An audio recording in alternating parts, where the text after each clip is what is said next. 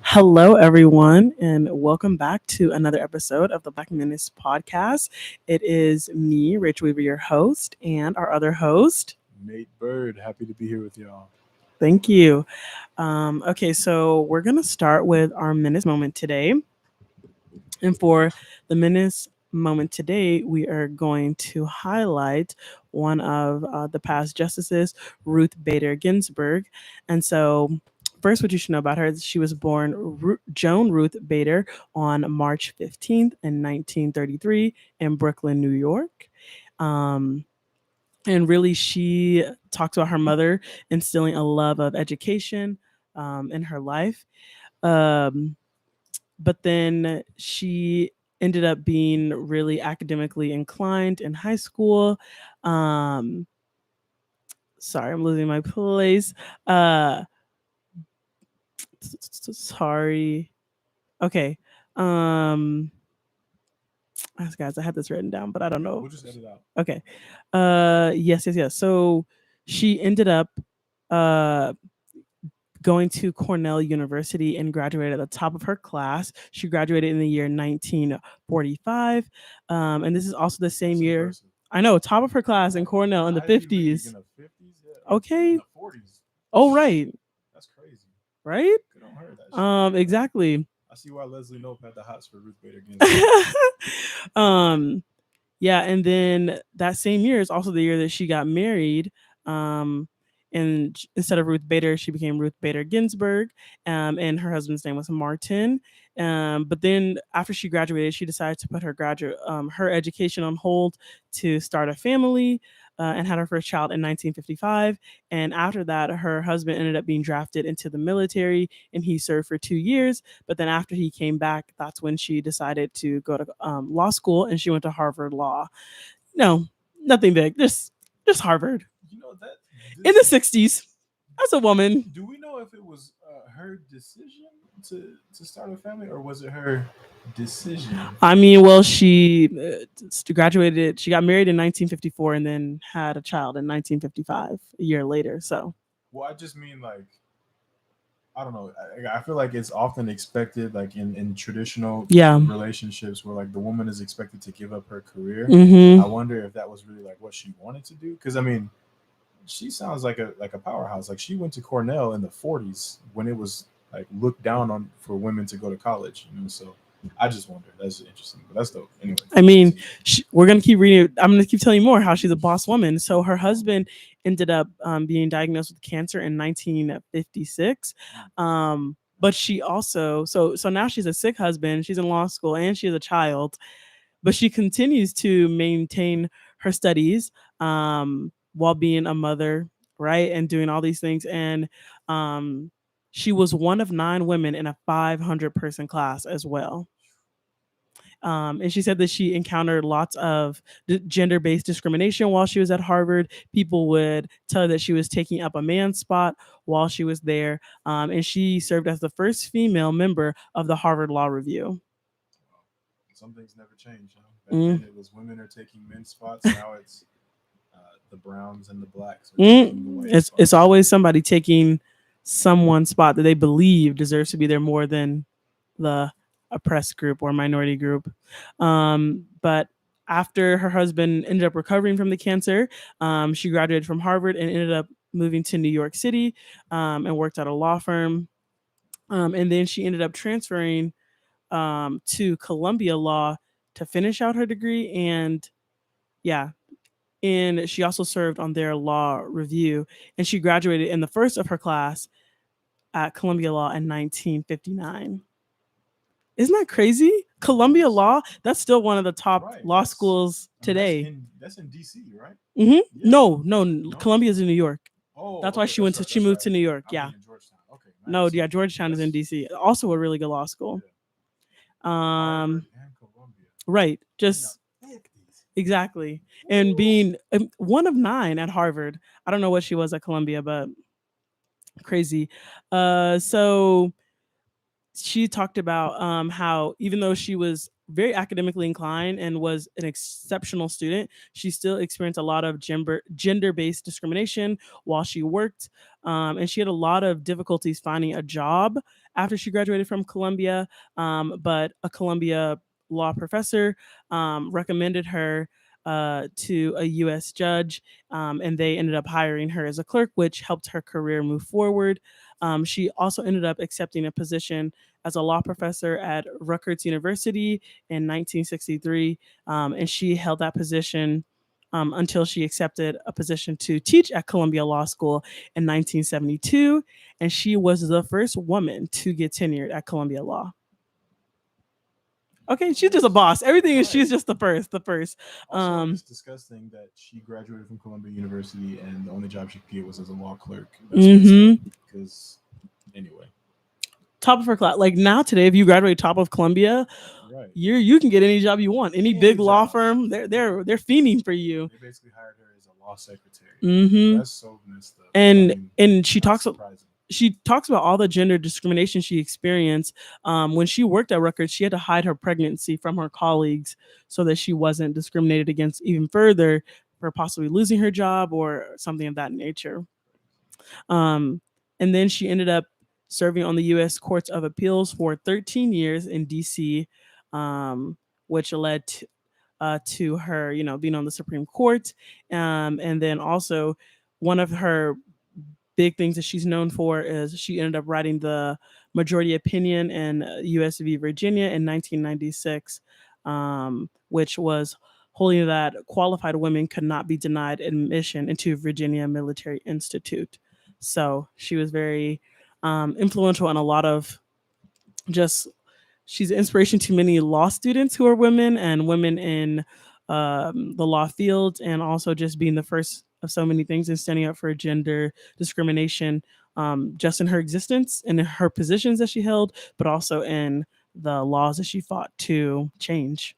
No, correct me if I'm wrong, but wasn't she also like a big driving force behind Roe v. Wade?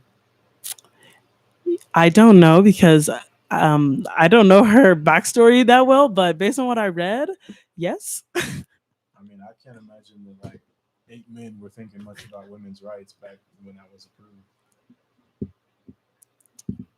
Mm-mm. Oh yes, yes. Let's see here.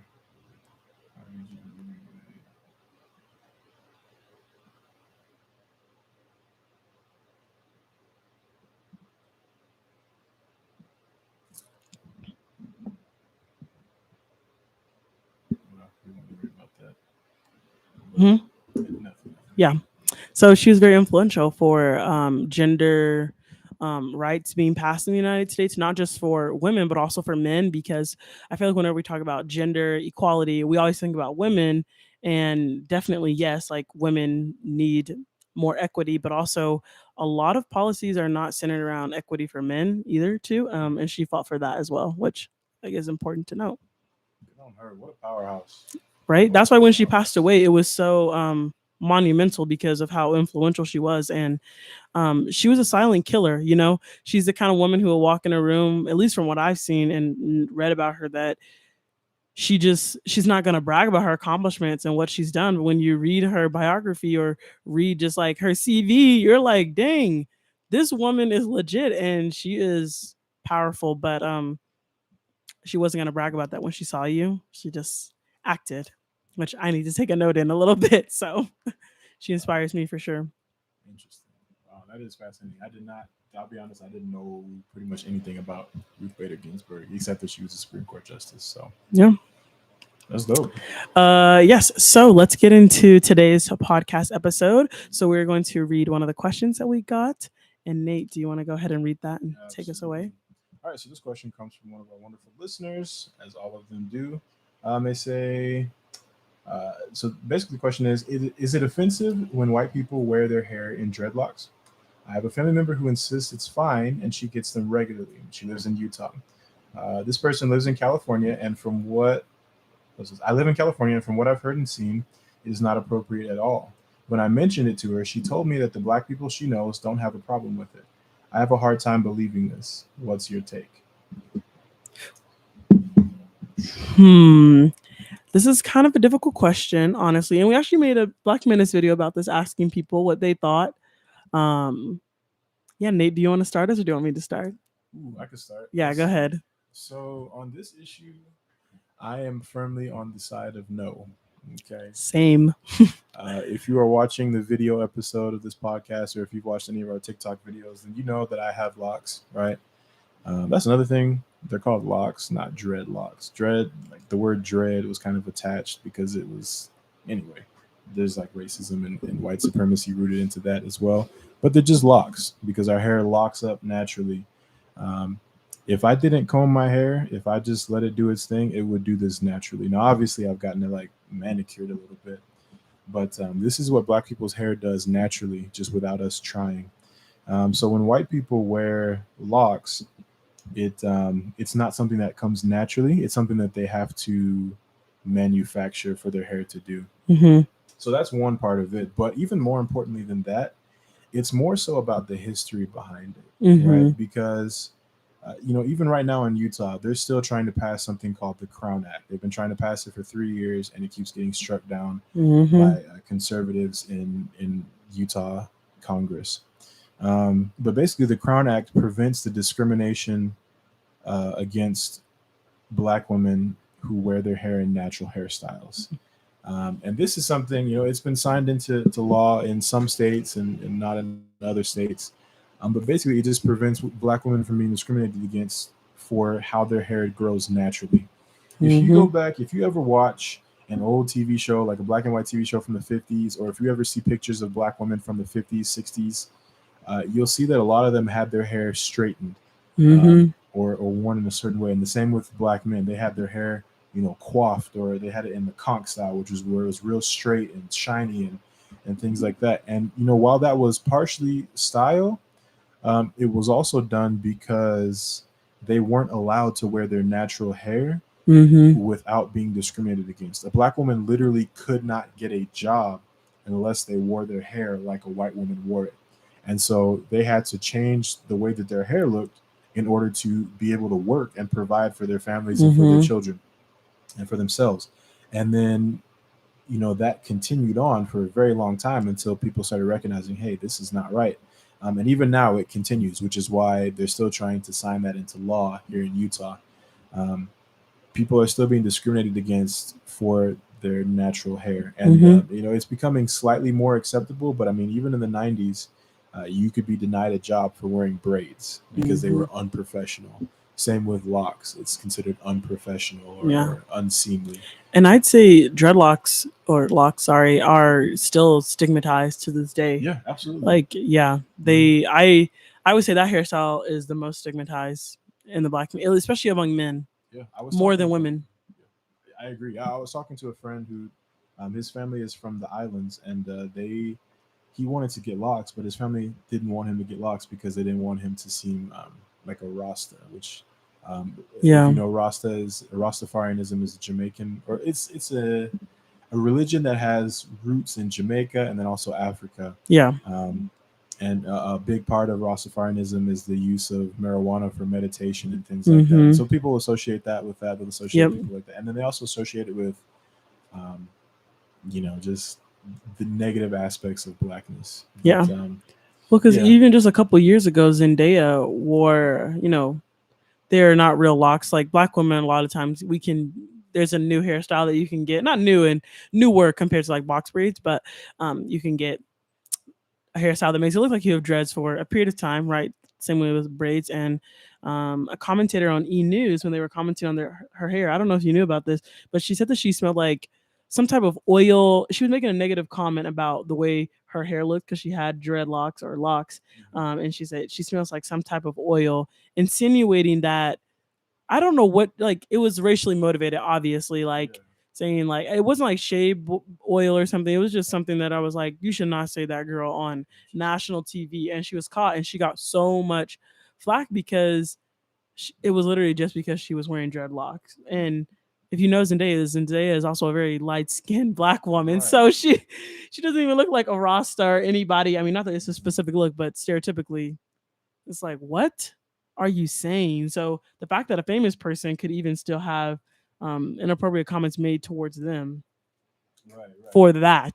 Which normally we feel like famous people are exempt because they kind of get to just do whatever they want with the way they Hmm. look and no one can say anything. But Right. no, it's still like people still have stuff to say about it. Yeah, I didn't know that. But I mean, yeah, that Yeah. plays right into like the history aspect Mm-hmm. because it's, because black people have been discriminated against for so long for just being who they are. Yep. And some of you should know a lot about that, right?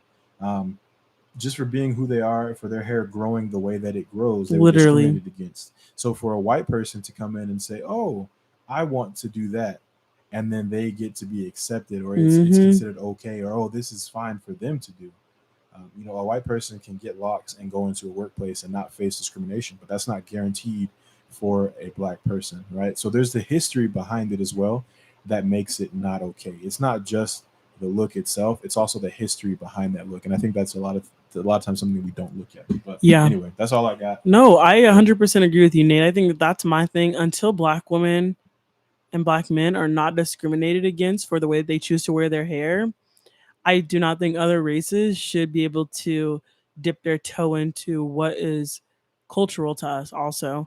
I think that it's not just the history of the negative aspects, but the cultural understanding of the positive aspects of what hair means to black people.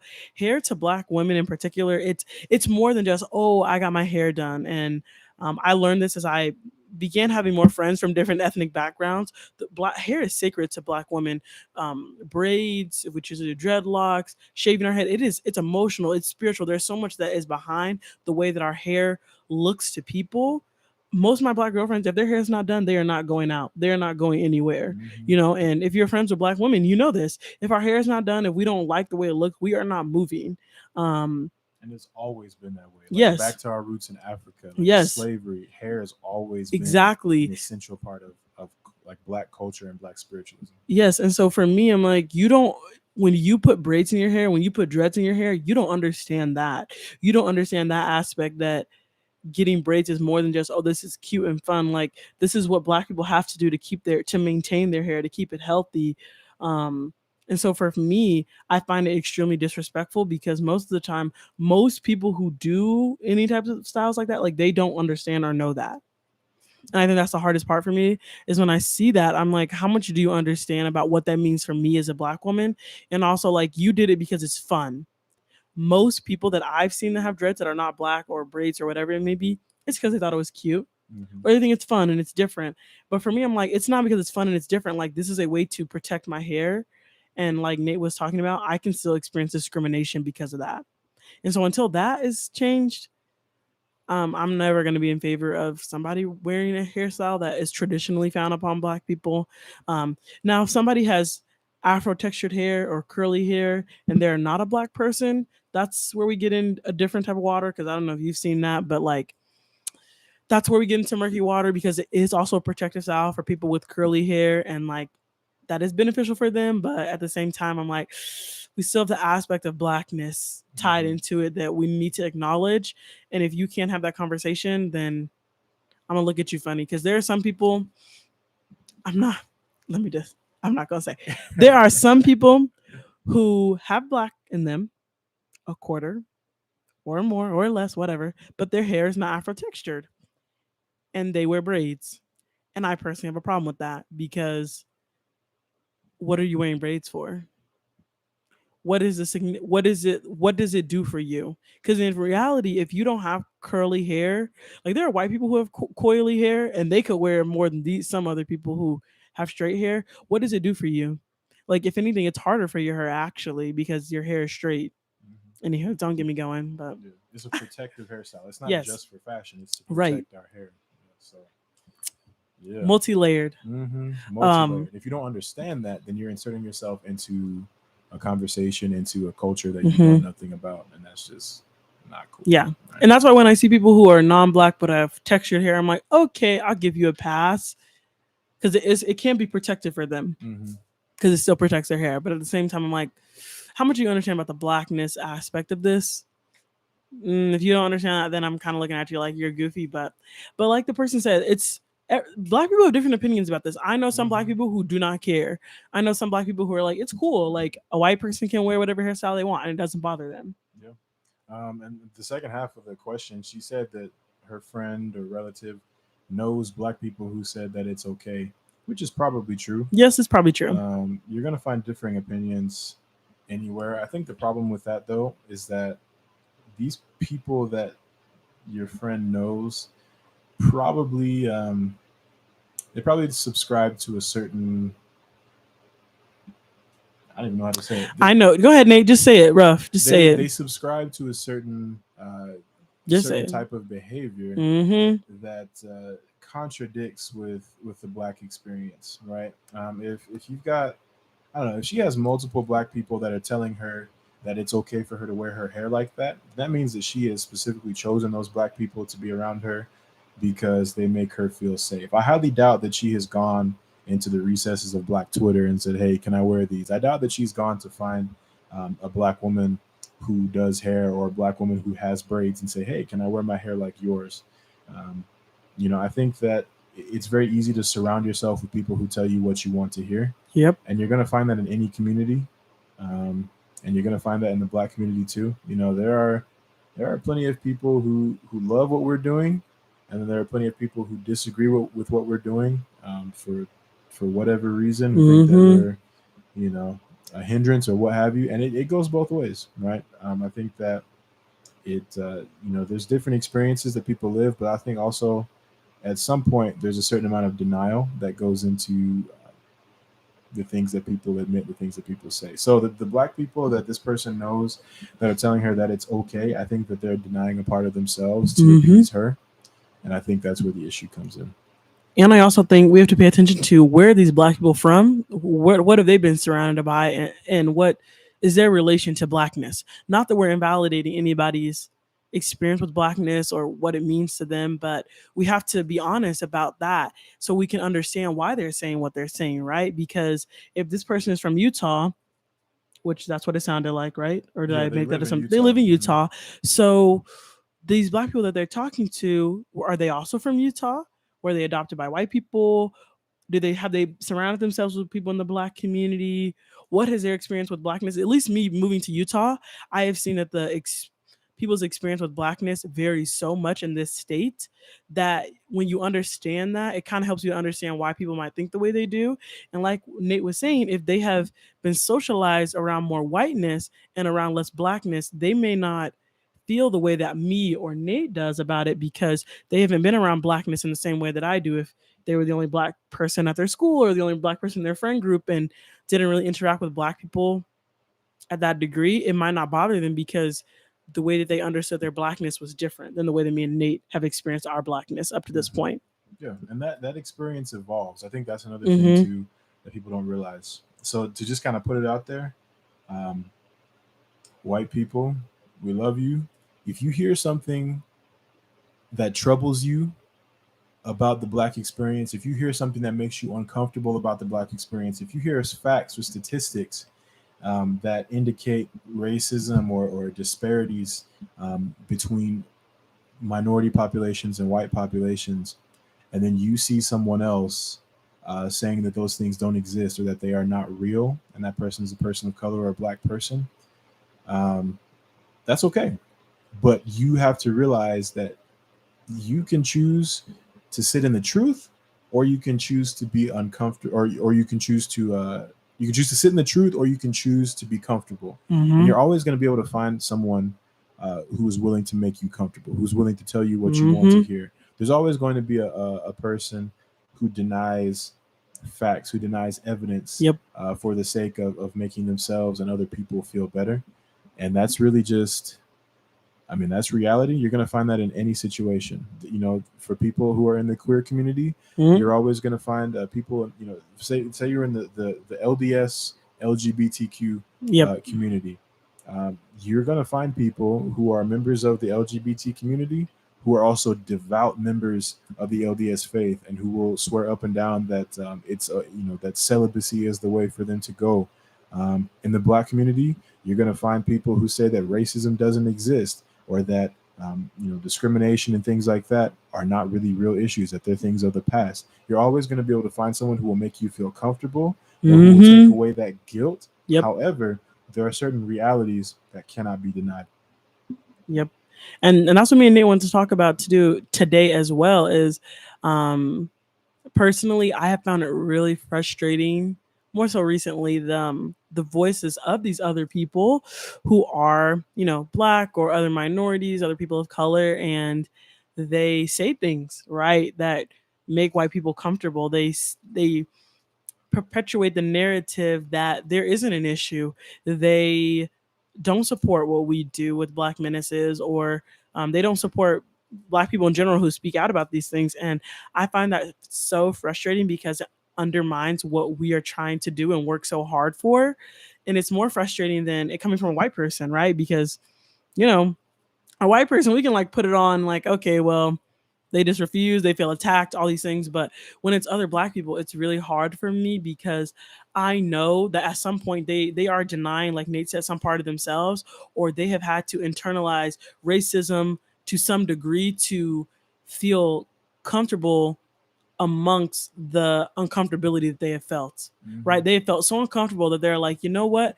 I'd rather just ignore what is happening to me. I'd rather ignore the comments that this person has made, or Deny the truth. yes, Hmm. and in order to strive towards some type of acceptance amongst white people, which is crazy to me because I'm like, you will never be fully accepted.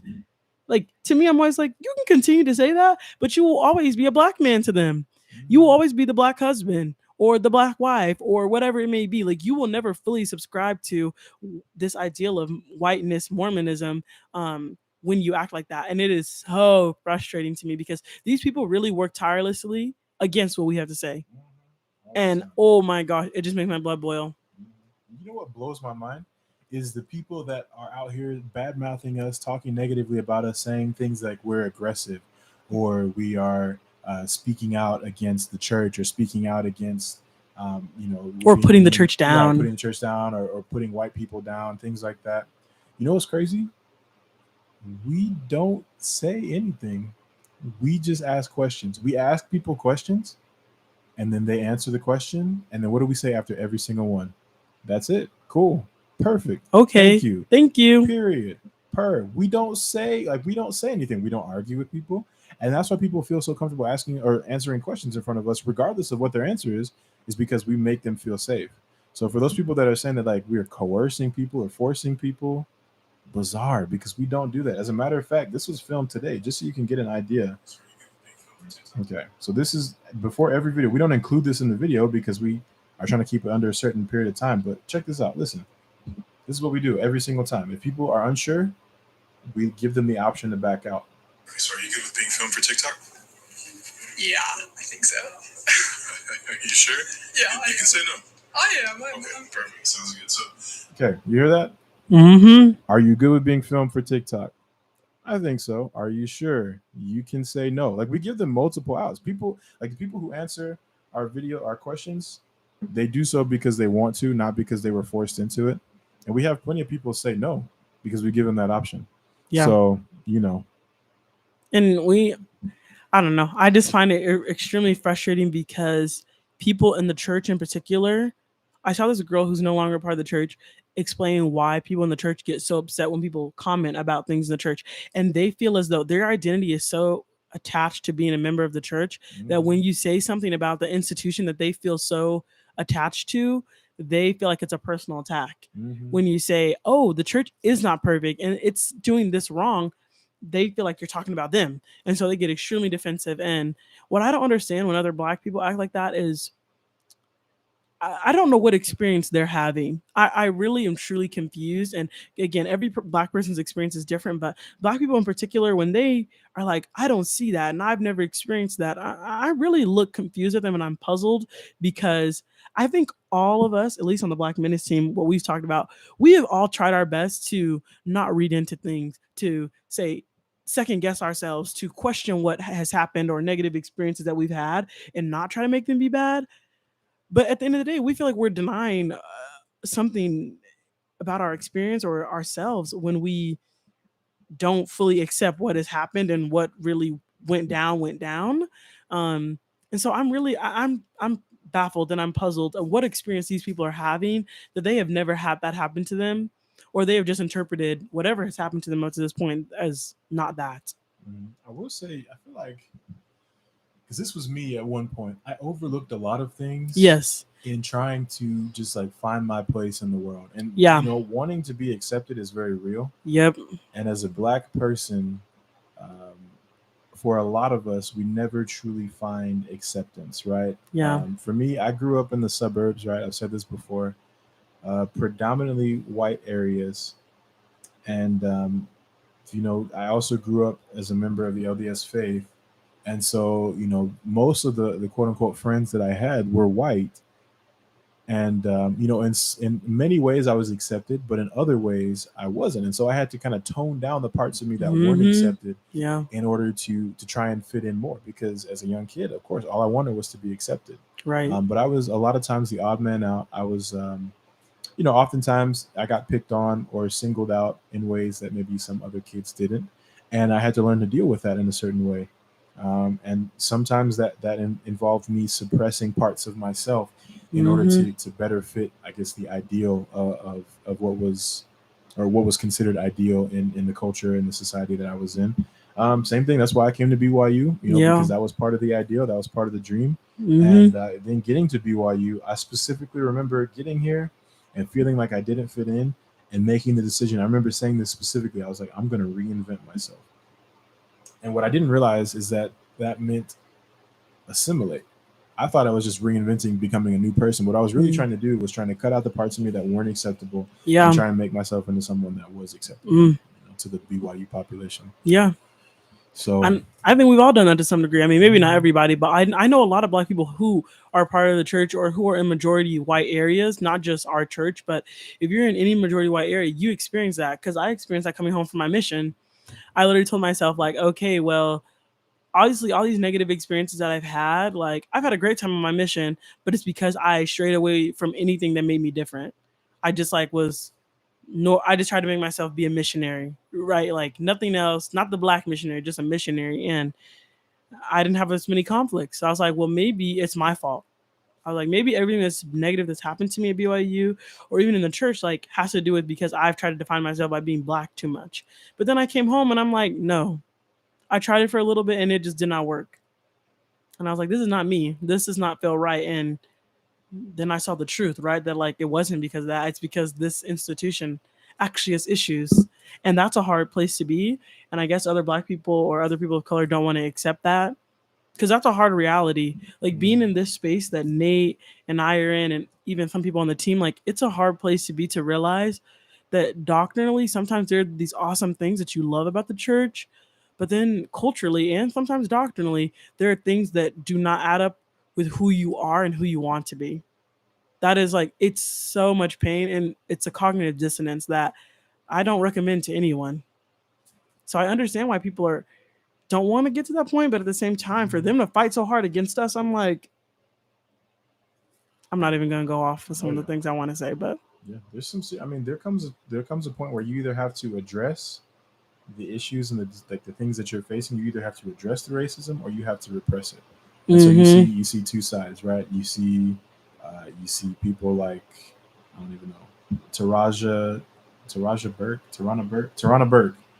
She's the founder of Black Lives Matter, I believe, or one of the founders.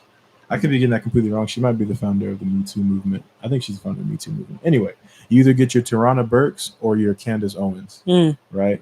One decided to face reality and say, okay, this is a serious problem. I'm going to do something to address it. The other one decided to repress reality and say, okay, none of this exists. I'm going to speak out about this and say that it doesn't exist, right? So you're going to get both sides. So just be aware that if you do have black friends, be aware that they may still be figuring out where they stand, or they may have Mm-hmm. already decided where they stand, and maybe you need to seek out more black friends to Mm-hmm. enhance that opinion, that experience. And I would recommend that anyway. Don't just have one black friend, and Yeah, please don't tell me about your one black friend. one black friend that I said you can had say the N word. No. every single companion on my mission that I had. So, as a missionary, you are always with a companion, like your teaching companion, and you do everything together. And every single one of them would always tell me about the black person that they knew at their school in Utah, or the Mexican person that they knew at their school, or that they went to church with. And I'm just like, look, just because I am the only black person you've ever like interacted on a close basis with doesn't mean you have to tell me about the other black person that you saw in the hallway once, you know. So just have more black friends, talk to lots of black people, talk Yeah. to lots of all kinds of people, and make sure that you have a full understanding of the big picture. Right? Yeah. Don't just accept one person's opinion, and that's what we do. Right? Yeah. That's what we ask everybody. And we don't say this to say that all black people think the same, but Mhm. um as someone who I feel like since coming to college, I've encountered a lot of different type of black people, international, people with immigrant parents, people who weren't born in the US, like people who from suburbs, rural, city, everything. All black people don't think the same, and we have different opinions, different experiences, but at the same time, most black people do have a collective understanding about certain things. And even across like immigrant lines, language lines, like um, upbringing lines, all black people that I've met who understand what racism is, like they have the same feeling and opinions about those types of things. Like the nooks and crannies and details might be different in how they understand and interpret, but their overall feeling is the same. And to me, that has really been defined by who they surround themselves with. Other black people who are on the same page about things normally hang out with other black people. Those aren't their only friends necessarily. I'm not saying they're their only friends, but they are not afraid to surround themselves with other black people. To me, the marker, like when Nate was saying have friends that are more than just one black friend, if they have no other black friends, that's a red flag to me personally. Because why are you not friends with other people that look like you? Granted, in Utah, it's hard. You might not have the numbers, blah blah blah. But if they have never in their life been close with another black person, this might be a controversial opinion, but this is just how I feel. If you have never been close to another black person, not that you need a ton, not that you need a whole friend group, but at least just one other person that you see them rocking with every now and then or talking to, normally they have internalized racism to some degree that they want to be the only black person in the spaces that they're in. That's my hot take. And the experience there is very different. It's very Yes. altered. You know, Yeah, that's- not to say that it isn't valid, but it is very different. Yes. So just always seek out multiple experiences. Because the black people that I've met here at BYU and in Utah, they are the singular black friend in their friend group, the only on purpose, Mm-hmm. and they continue to do that. Like they see us, they walk away. Mm-hmm. Or won't make eye contact. Sometimes I've when never I'm on experienced that till campus, here. I will purposefully stare at a black Me person that's too. walking and to see if they'll make eye contact. I mean, I'm talking like 30 seconds of Yeah. just hard, just staring, right? And they won't look at me at all. They'll actually like, go out of their way to avoid looking at me. And then sometimes I'll be like, "Hello, how are you? Hi." And then they'll like, look at me really quickly and say, or sometimes I'll just kind of let it pass, let them walk past. Mhm. But I think if you are, you know, yeah, I'll just leave it at that. Just seek out different experiences. Mhm. And I say this because I've experienced in the sense of I don't know what it is about my aura. It's not my mouth, like what I say, but it's my aura or my look. I don't know. I'd be attracting black men who have never liked black women. And stop. I'm for real. I'd be the first black girl they got with, okay? And they black. They got to ease their way into No, it. I guess they color wise, huh? Or Right. whatever. I don't know. I don't know because I'm pretty liberal in my views. So they be kind of messing up. Anyway, I say this to say I've had a lot of conversations with black people who they have just started becoming friends with black people. And not that this is bad. Again, this sounds so judgmental. This is not me being judgmental. This is just my observation. Um, it is that way for a reason, and most of the time it's because they're insecure. From the conversations that I've had, and they're insecure for different reasons, whatever. But some people let that insecurity drive them to learn more. Like again, the black men that have dated me or tried to date me or talk to me, they are coming out of that insecurity and trying to learn more and not let the insecurity drive their actions. But others want to stay in that insecurity, and so when you're insecure, you overcompensate by really driving that you're black in the friend group. Mm.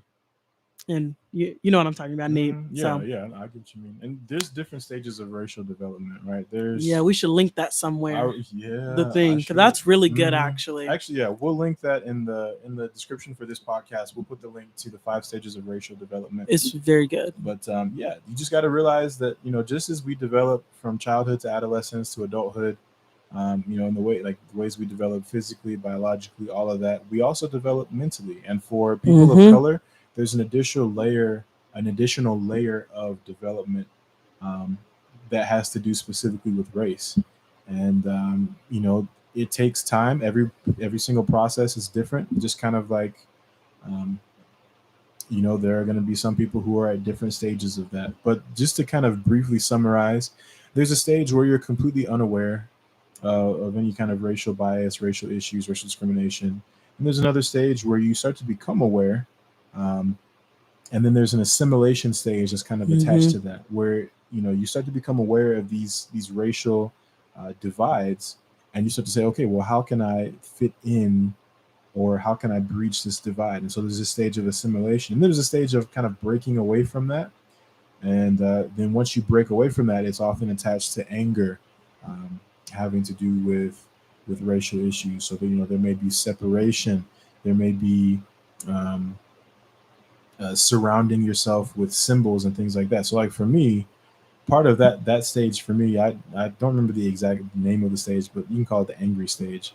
I bought a whole bunch of like corny T-shirts and like African necklaces, and like I bought a shirt that had a fist on it that said "Make racist afraid again." It was like a Wish.com shirt, and so they forgot the S on I'm racist, crying. and so it said "Make racist afraid again." When I tell you I seen that shirt, I never wore it at the house. It was so tacky. But anyway, um, that was part of my Yeah, angry that's part stage, of the right? stage. Yeah, and so for parents who have adopted black children, white parents who have adopted black Yeah, children, this is be important. aware that this is something that they will go through at some point. So when you see your children start to get angry, It'll feel like the I hate white people stage, right? which Exactly. That's all black people do kind of go through that stage. If I'm yeah, gonna be that's basically honest. what it is. Yeah, and then once you pass that, like the Mm-hmm. quote unquote I hate white people stage, where you're just like angry and you're trying to figure out why things are the way they are, Mm-hmm.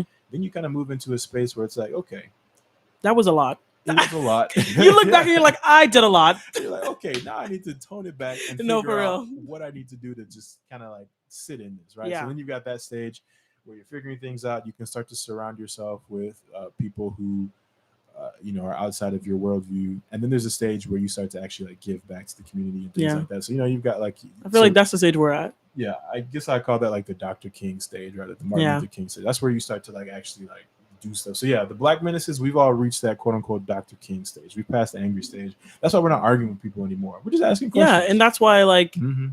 I don't know, Kanithi and I, we talked about this one time. Like, that's why we felt comfortable enough to date white men in the past because we're at the stage where, like, I'm comfortable enough in who I am that, like, yeah, I don't know if that makes sense.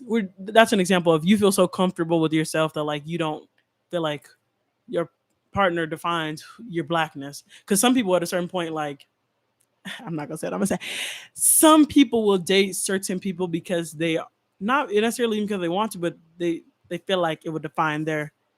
Anywho, let me just Mm-hmm. yeah. And some people do get Yeah, stuck in the stages of racial development. So yeah, for a long time. yeah, people will get stuck.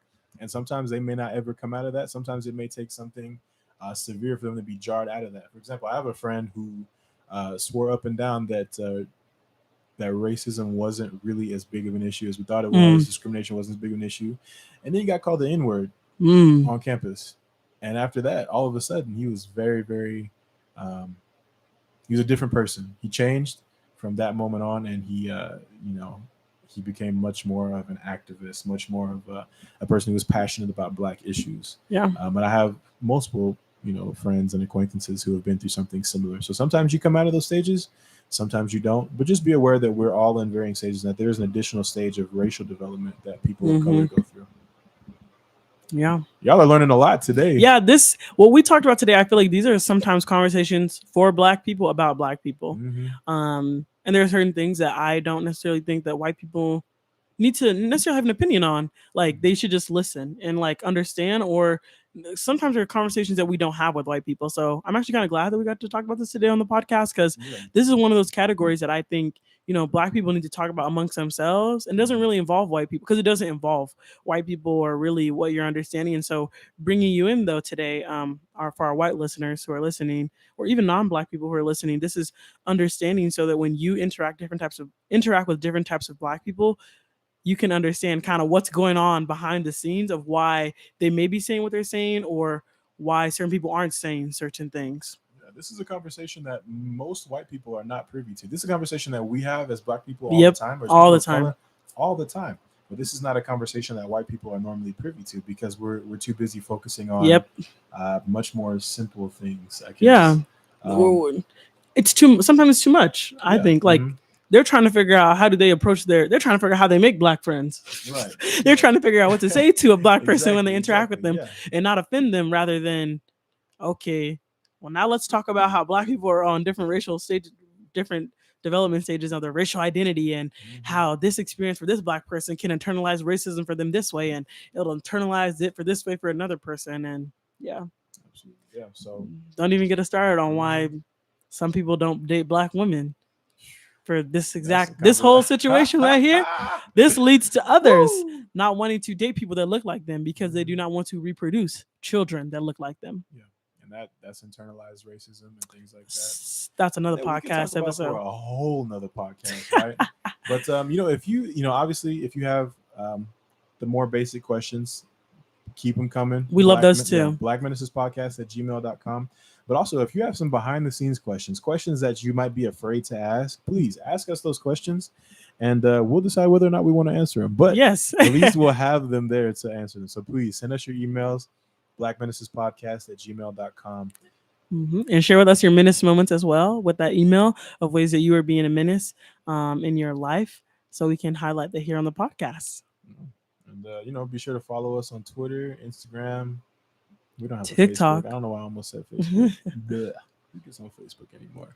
But yeah, follow us on all the socials and send us those emails. And don't forget to subscribe to the Patreon for yeah. exclusive content. Mhm. Yeah. If you want to hear Rachel, or not Rachel, if you want to hear Kylie and Sebastian talk about their status in the church, and if you want to hear me and Rachel eventually talk about our status in the church, Yes. subscribe to the Menace Society on Patreon, and Yep. we'll let you know. Yep. But yeah, that's it. Thank We you love y'all. guys. Thanks for listening to this conversation, and don't forget, Always be a menace. And we'll talk to you guys next week. Thank you.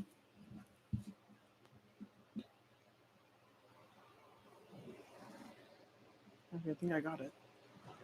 Is that it? Did it stop recording? no, it's no, not that was recording the when other you hit record. Okay. That just shows like how much space is left. That was good. Really good discussion. Mm-hmm. Oh my gosh, makes me want to go fight. Oh, we're doing this. Oh. Ooh, you got a little extra. That's it.